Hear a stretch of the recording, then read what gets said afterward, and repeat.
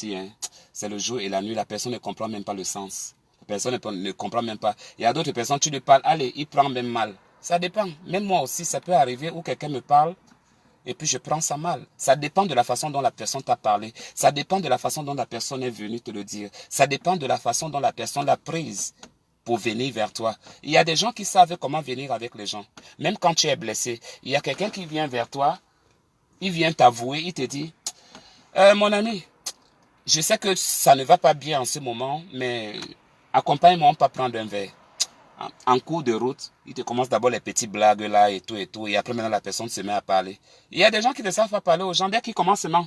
Je dis, toi là, on m'a dit que, non, que tu as parlé de moi, et tout, et tout. Tu te prends pour qui? C'est pas moi qui t'aidais ici, c'est pas moi qui t'ai tendu la main comme ça.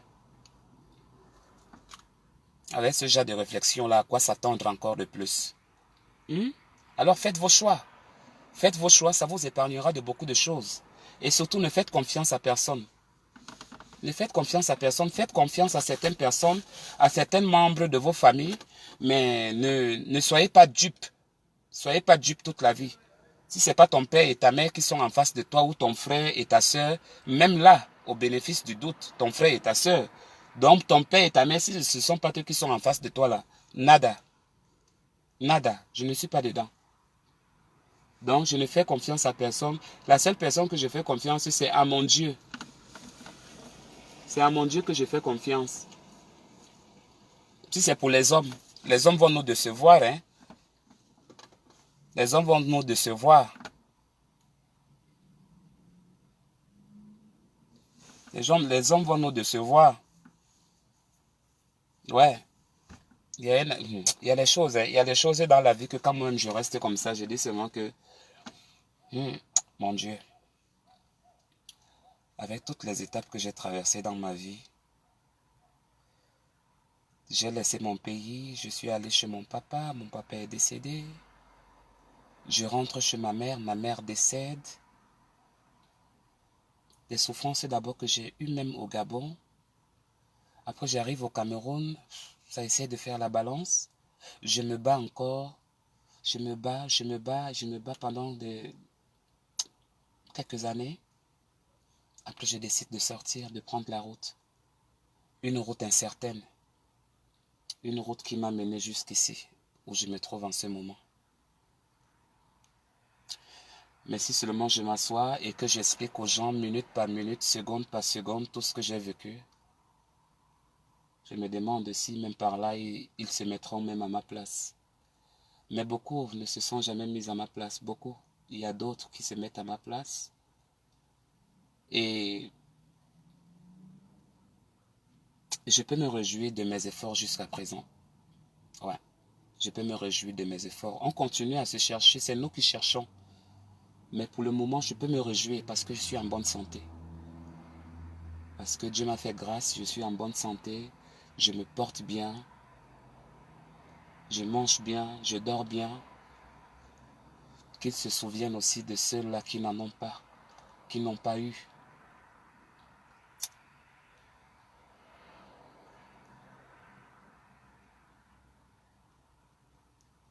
Et qu'ils puissent faire vraiment que le monde reprend son cours. Et qu'ils se souviennent aussi des personnes qui nous ont laissés cette année. Et pour les autres malades aussi, parce que hormis le coronavirus, il y a des gens qui sont dans des hôpitaux, qui sont couchés, qui sont malades. Que Dieu se souvienne aussi d'eux.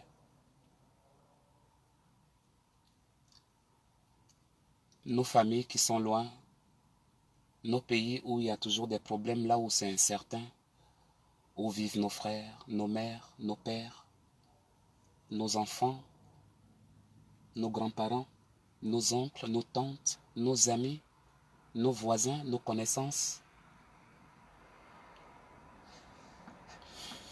Que Dieu bénisse notre pays, qu'il le fortifie et qu'il le protège, qu'il y ait moins de dégâts. Et nous qui sommes de l'autre côté du monde,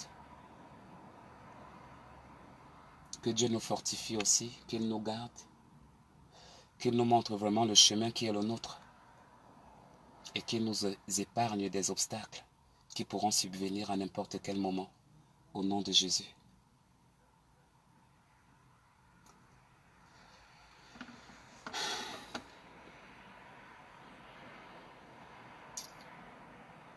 J'aimerais tellement faire des choses.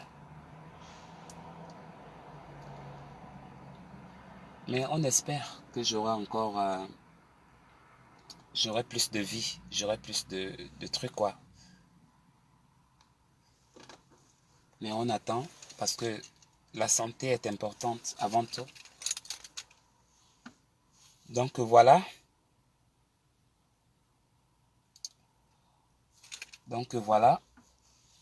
J'ai dormi toute l'après-midi aujourd'hui.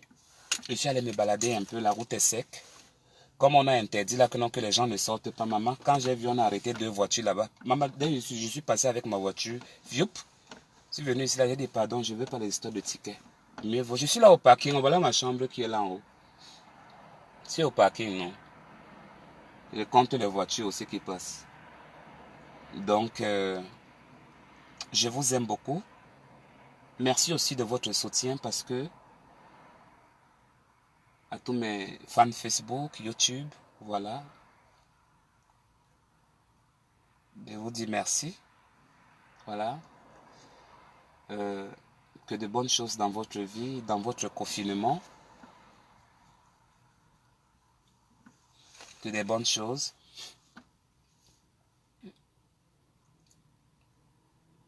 Que Dieu vous bénisse, que Dieu vous garde, quoi. Que Dieu nous garde, nous tous. Pour que vous puissiez encore être demain ou après-demain pour voir mes directs. Donc,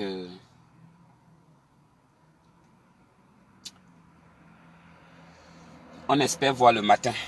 Ici, chez moi, il est... let me see. Il est quelle heure ici, chez moi, là? Il est 20h09.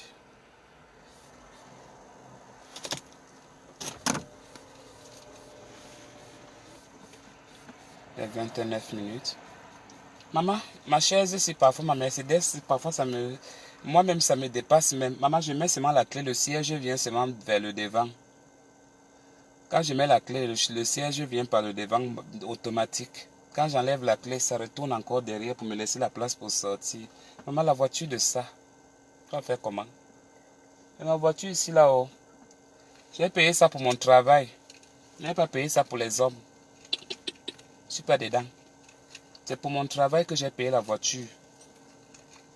Si on paye la voiture aux États-Unis, c'est pour ça. Parce que les routes des Blancs, si là, hein. Les routes des Blancs, si.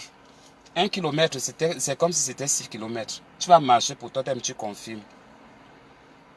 Donc, je suis resté des années sans voiture parce qu'il fallait mieux reculer pour mieux sauter. Voilà.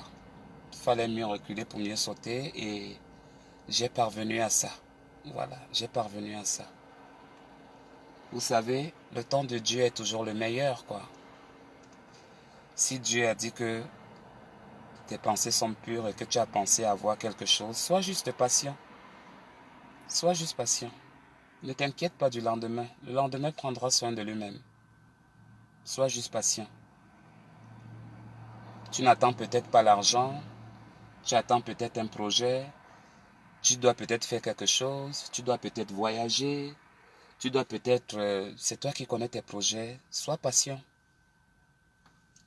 Bientôt tu auras la clé. Voilà. Tu auras la clé. Sois juste confiant. Nous les êtres humains, on pense trop. On s'imagine. Ça va réussir. Ça va. Le ça va réussir là. C'est ça qui te fera détruire, gâter ton projet. Dis tout simplement, en tout cas demain c'est demain, j'ai rendez-vous là-bas, ce qui va sortir, ça va sortir. On n'est jamais sûr, hein, lors d'une embauche, quand tu pars faire l'interview. Ici aux États-Unis, quand tu as déjà eu l'interview, aïe, tu as déjà la confirmation que non, tu vas avoir le boulot. Quand tu as l'interview quelque part. Alors en allant faire l'interview aussi là, tu n'es pas sûr si on va te prendre ou on ne va pas te prendre. Dans mon premier boulot ici là aux États-Unis, mon anglais était très difficile. Très difficile, je vous assure. Mon anglais était très difficile. Et ici aux États-Unis, si tu parles anglais, ça c'est l'ouverture à tout. Oui, tu parles l'anglais, c'est l'ouverture à tout, à tout. Donc connaître parler la langue du pays où tu vis, c'est trop bénéficiable. Ouais, c'est ça, c'est la clé du succès là-bas. Alors je pars à une embauche. Il y a une dame qui m'accompagne, mon case worker qui m'accompagne. Mais on l'a dit de sortir. Elle dit que bon, il ne comprend pas bien anglais. Après la dame l'a dit, ben s'il ne parle pas anglais, nous on ne peut pas le prendre au travail. Après je réponds, I'm speak English. Ah, ok, come in. Dès que je suis entré dans la salle,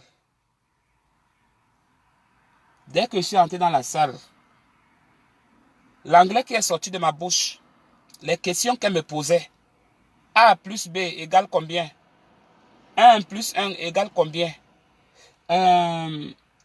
Ça fait combien de temps que tu es ici? Tu as déjà eu quel genre de boulot? Là-bas, tu faisais quoi? Tu permets qu'on appelle ton manager? Tu permets que... J'ai répondu à tout. Il y avait des petits blocages, légèrement, mais j'ai répondu à tout. Après, pour gagner le cœur de la dame, j'ai dit, Madame, you know, I don't have good English, but I understand anything you say. Merde. La dame, elle me regarde comme ça. Elle me dit, oh, you have good English. You have good English. You speak English. Donc, il n'y a rien au hasard. Lorsqu'on te croit toujours d'incapable, lorsqu'on te croit toujours de passive, c'est lorsque Dieu t'élève. C'est lorsque Dieu t'élève.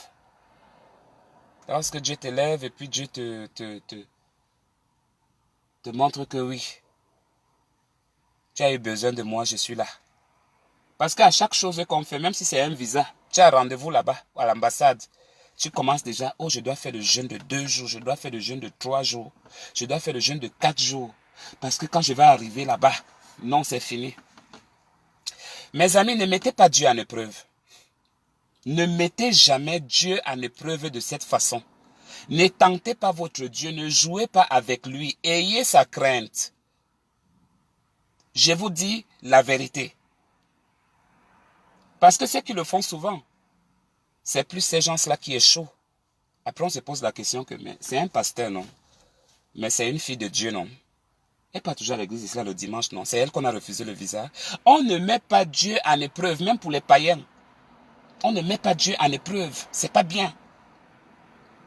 Ne dis pas que je n'ai pas fait le jeûne. Ok, j'ai rendez-vous à l'ambassade demain. La semaine prochaine. Ok, il me faut 3 jours de jeûne à sec. Pourquoi tu vas aller accepter de souffrir? Tu restes toute la journée sans manger. Tu vas remettre à Dieu.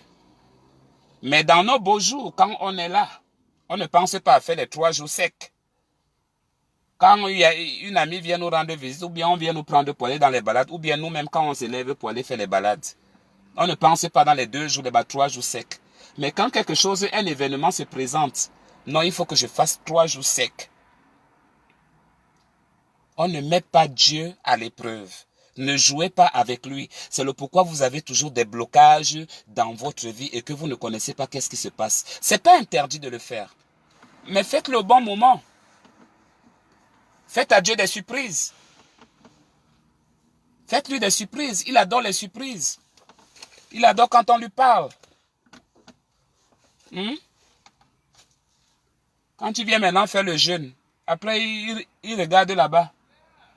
Quand il regarde là-bas, il dit, mais toi là, quand je regarde ton historique là, maintenant qu'on doit te donner, tu as rendez-vous à l'ambassade, maintenant tu viens me crier là sur les oreilles. Mais tu as pratiquement fait si c'est 3 mois ou bien 4 mois là, tu n'as même pas fait sortir même Jésus ou bien Dieu dans ta bouche. Donc tu viens jouer avec moi. Ne faites pas ça. C'est un conseil que je vous donne. Même dans des jours simples, même dans les jours de rien. Même quand la nourriture est pleine, même quand tu es fatigué, même quand il y a tout dans la maison là. Et le plus souvent quand les gens n'ont rien, que ça revient élan, que ça revient vide. C'est là qu'on commence à faire les jeûnes.